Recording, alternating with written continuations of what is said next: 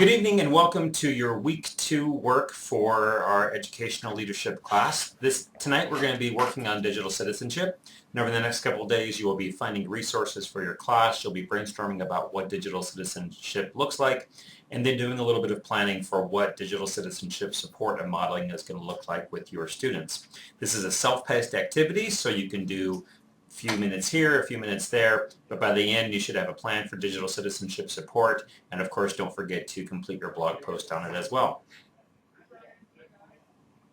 So this is a picture of my very first car. It's not my exact car because I couldn't find any photos of it that I could scan, but it's basically what I had. It was a Peugeot station wagon diesel, and in 1991 a diesel proved very useful as gas prices went kind of high back then.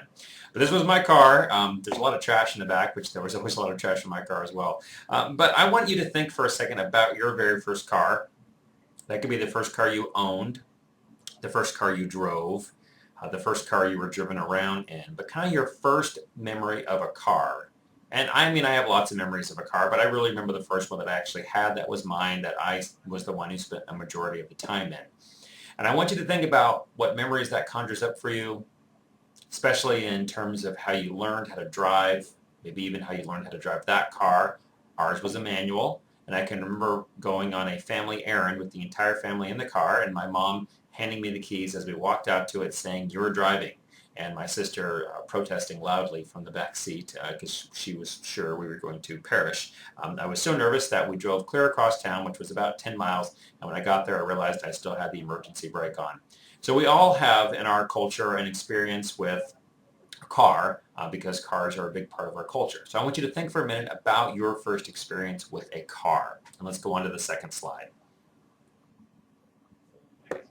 When we're thinking about a car, part of what we do as adults who have been driving or have experience with cars is getting the younger generation ready for having a car themselves. I mean, cars are a big part of our culture.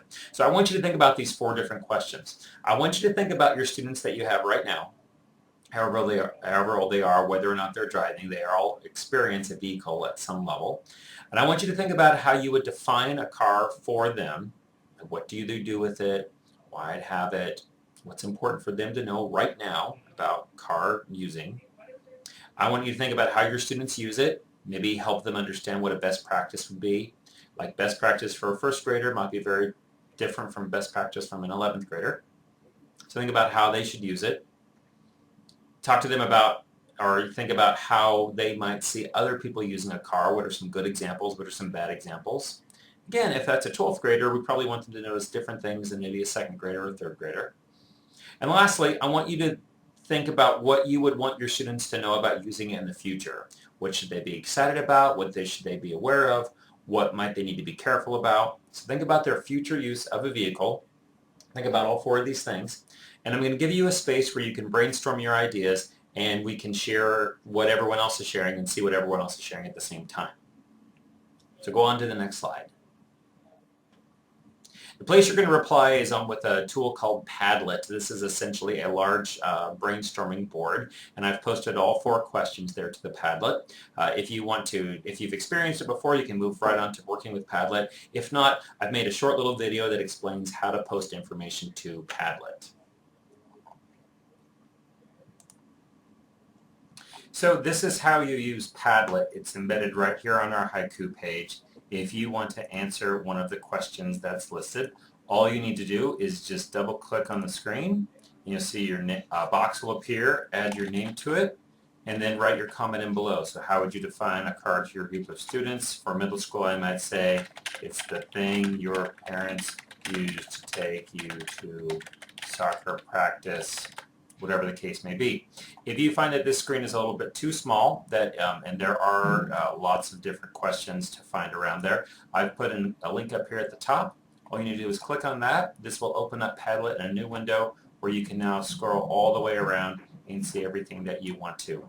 When you type in one of your answers, you should not be able to type over somebody else's, and you can probably even rearrange yours to get them by your question. So respond to each of the questions, post your comments there, and then continue on. Okay, so head on to Padlet and make your comments.